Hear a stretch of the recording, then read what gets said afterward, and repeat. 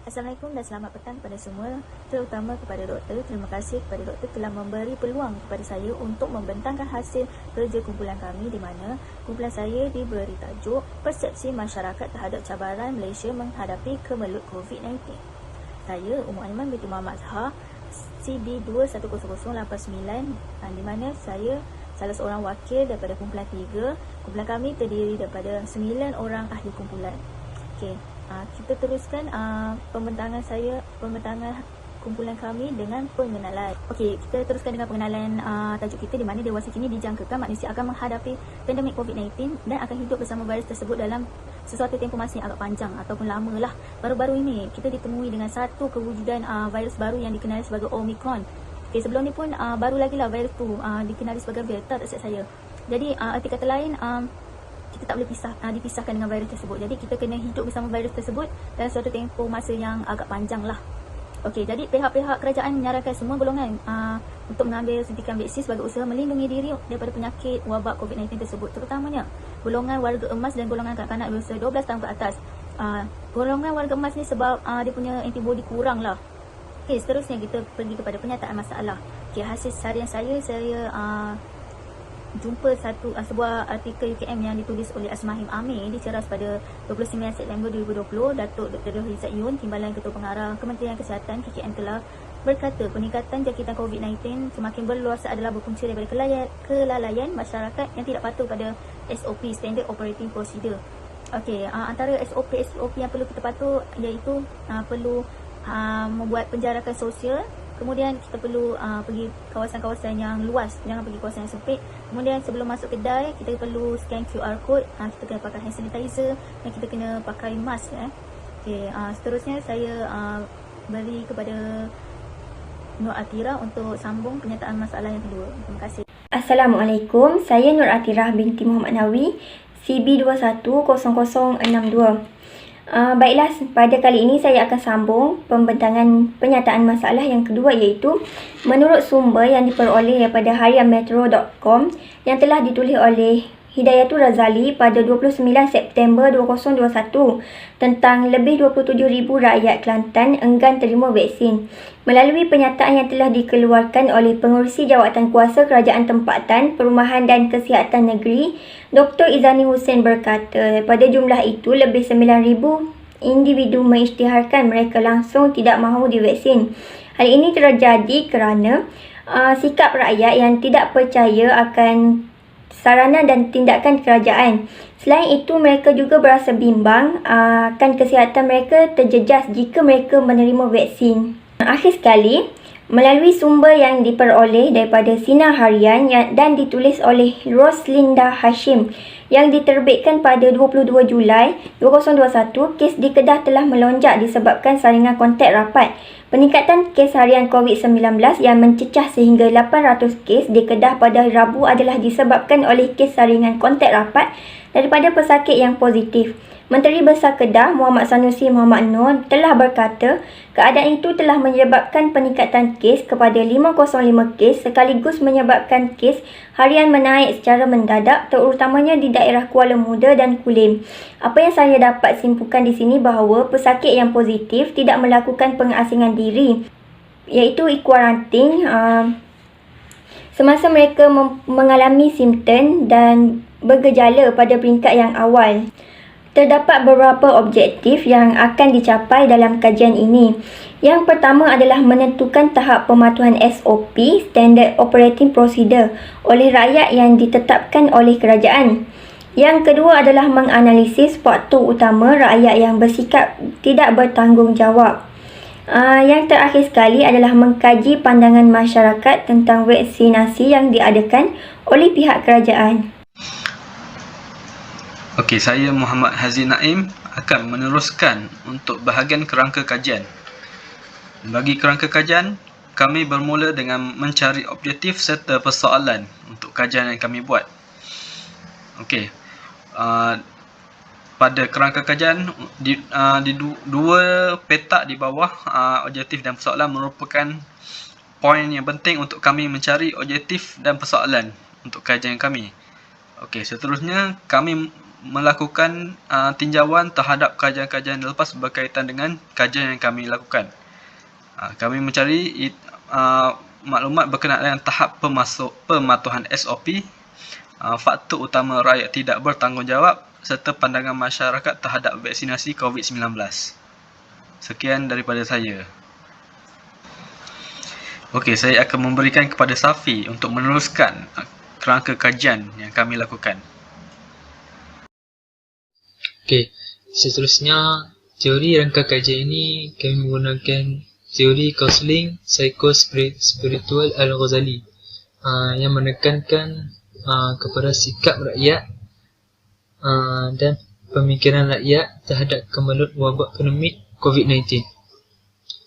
Selain itu, hipotesis yang kami dapat daripada rangka kajian ini adalah terdapat hubungan di antara sifat lalai dan alfa dengan tahap pematuhan SOP dan sikap tidak bertanggungjawab masyarakat. Selain itu, terdapat hubungan di antara penyebaran berita palsu yang tidak terkawal dengan pandangan masyarakat tentang vaksinasi. Akhir dalam rangka kajian ini, dapatan dan data yang kami telah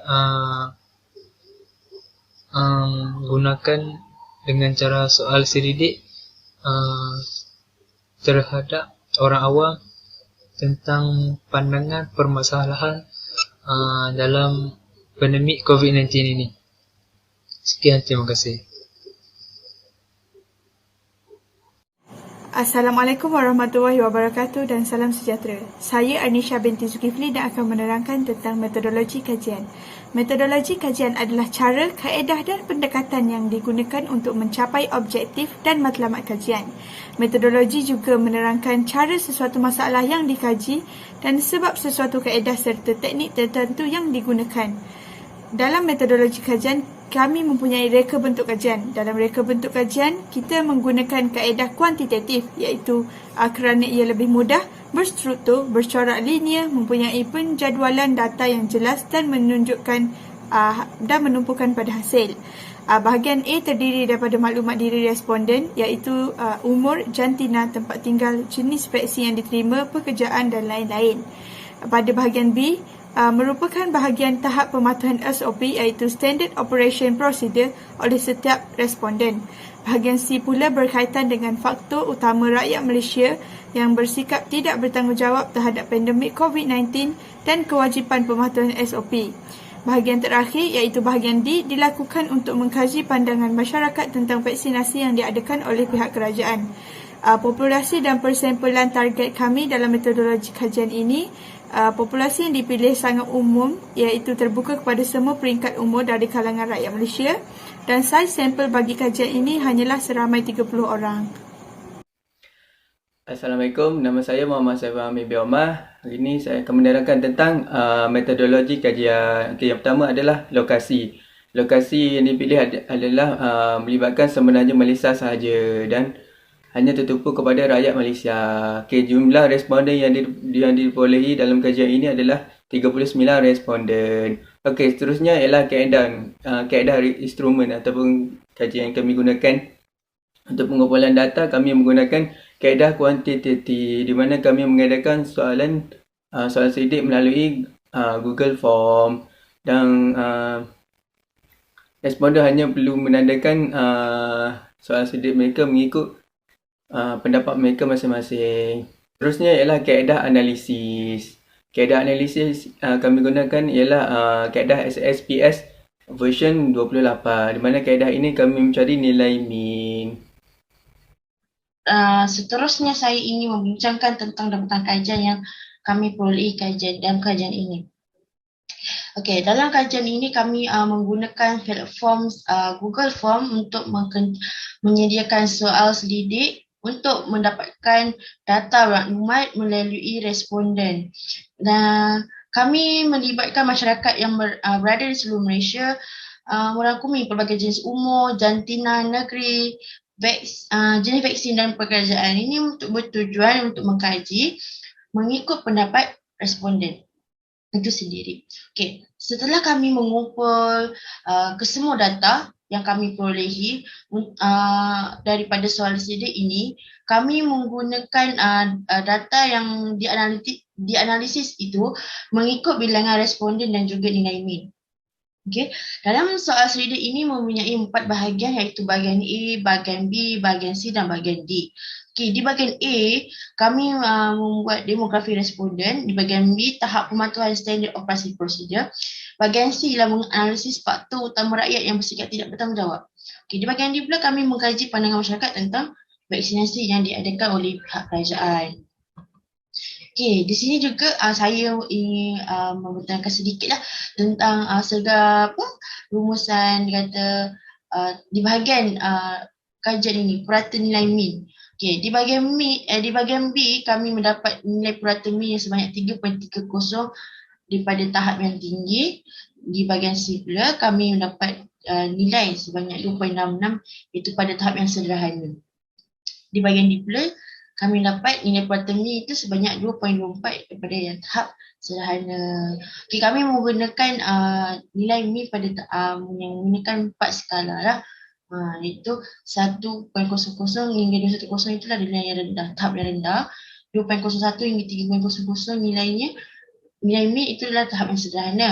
3.01 hingga 4.00 itu nilainya itu iaitu daripada tahap yang tinggi. Nur Anis Akilah, saya akan mentangkan tentang kesimpulan kajian. Kesimpulan yang dapat dibuat dalam kajian ialah kami mendapati bahawa setiap kajian yang kami lakukan menyokong hasil dapatan daripada kajian-kajian yang lepas.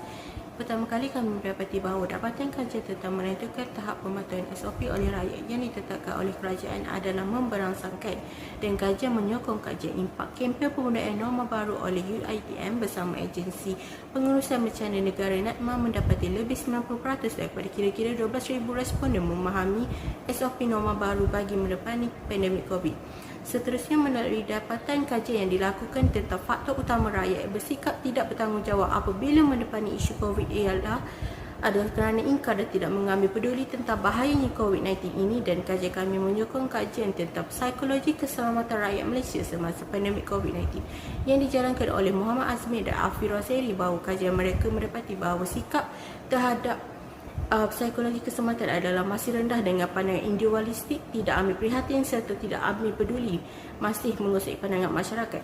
Akhir sekali, menerusi dapatan kajian yang telah dilakukan tentang pandangan masyarakat tentang vaksinasi yang diadakan oleh pihak kerajaan, kami mendapati bahawa responden bersetuju bahawa program vaksinasi yang dijalankan akan mengurangkan kes COVID-19. Oleh hal demikian, kami menyokong kajian yang dilakukan oleh Dr. Adam Zulkarnain Sani yang menjawab jawatan sebagai penolong pengarah bahagian PPNM tentang maklum balas warga PPNM mengenai program imunisasi COVID-19 menerusi dapatan kajian yang dilakukan oleh beliau terhadap pengambilan vaksin dalam kalangan rakyat Malaysia dapat membantu mencapai hasrat kerajaan untuk memutuskan rantaian penjangkitan COVID. Seterusnya ialah cadangan kajian. Terdapat 3 cadangan daripada pihak yang berbeza. Untuk pihak yang pertama ialah pihak kerajaan menguatkuasakan perintah kawalan pergerakan di seluruh negara dengan lebih tegas. Untuk pihak kedua iaitu pihak masyarakat mengelakkan 3C iaitu crowded place, confined space and close conservation, dan amalkan 3W iaitu wash, wear and warm. Untuk pihak yang terakhir ialah pihak mahasiswa membuat ujian saringan supaya penularan COVID-19 tidak berlaku dalam kalangan pelajar semasa di kampus. Kami berharap walaupun kajian ini merupakan kajian secara kaji selidik atas talian, diharapkan dapat memberi informasi dan impak yang luas untuk memupuk kesedaran kepada seluruh masyarakat di Malaysia tentang kepentingan mendisiplinkan diri akan peraturan yang telah ditetapkan dalam menepani kemelut pandemik COVID-19. Akhir sekali, perhatian yang serius perlu diberikan agar semua masyarakat dapat mengambil langkah berjaga-jaga bagi mencegah daripada virus COVID-19. Sekian, terima kasih.